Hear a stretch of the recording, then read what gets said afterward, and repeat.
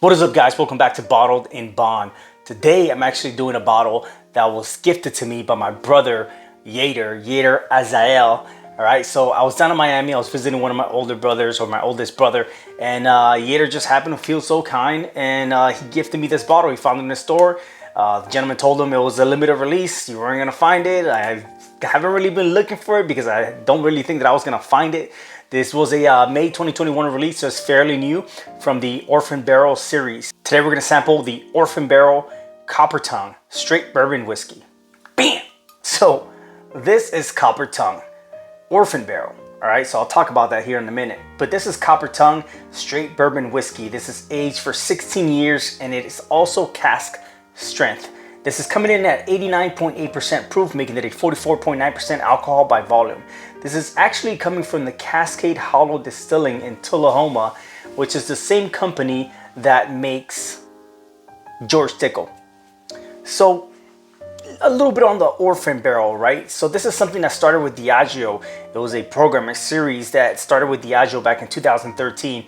And what they were doing is they were going to try to source from across the world different barrels that pretty much got lost in a brick house and never touched for whatever reason, which is why that explains the 16-year age statement, cask strength. The mash bill of this specific bottle is undisclosed. You're looking at MSRP roughly about $100, give or take, depending on where you're at and if they're running a sale or whatever, but you're looking at about $100 more or less. Now, why the Copper Tongue? So the reason why they decided to name this a Copper Tongue is because of where the Cascade Hollow Distilling Company is. They're in a spring-fed, nearby spring-fed creek, which is known for copperheads, actually. So, hey, nah. I ain't doing no distillery tour. Regardless of that, thank you, Yader. I appreciate it. I owe you one. I owe you big time. I don't care if this bottle is trash, and if it's good, it's great. I appreciate it. Regardless of that, thank you for giving me the experience. I appreciate it. I owe you. Let's open this baby up. Oh man, that smells good.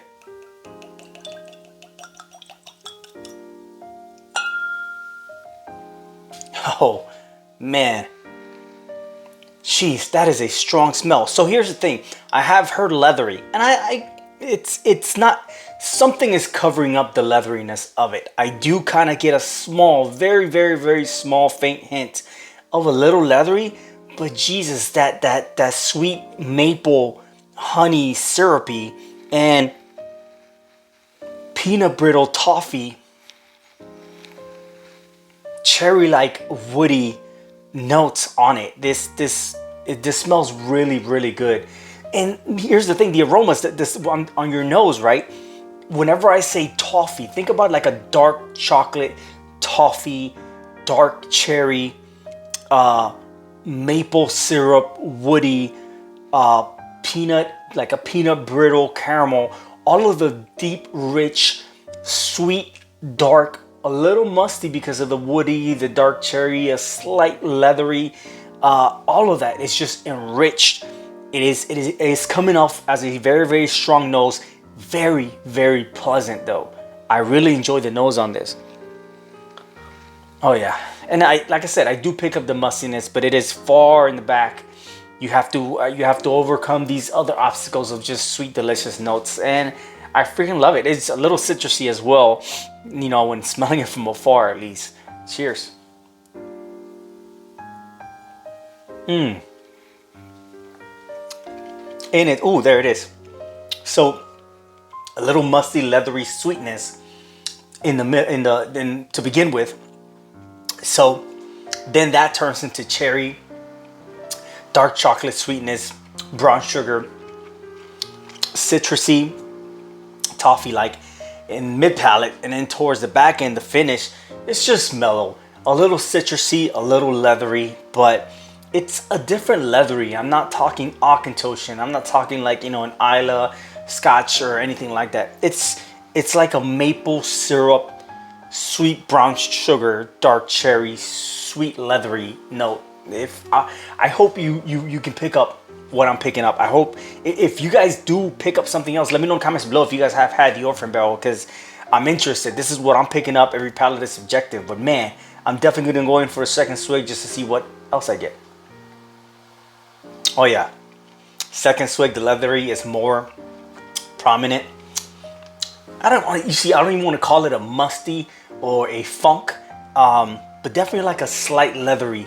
But what helps this out is just the other notes, the sweetness that I spoke about, the honey, the maple sugar, the cherry, a little bit of that peanut brittle still coming through, maybe because of the caramel, but it's all infused into that leathery note, and it's unique for a straight bourbon whiskey from the Cascade Hollow Distillery. Listen, these are the same people that make the 15-year George Dickel that's somewhere up here.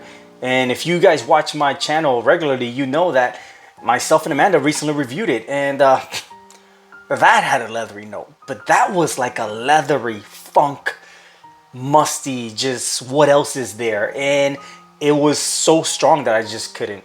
So to my knowledge, this is a blend of two different 16-year aged barrels. Correct me if I'm wrong, but listen, Cascade Hollow, this is what you should have been going for with the George Dickel 15, that Dickel juice, like somebody in the comments said. This Dickel juice is good. That Dickel juice, get rid of that Dickel juice. I don't like that Dickel juice, but this Dickel juice, this is good Dickel juice. Oh yeah, kind of tastes like a campfire, you know.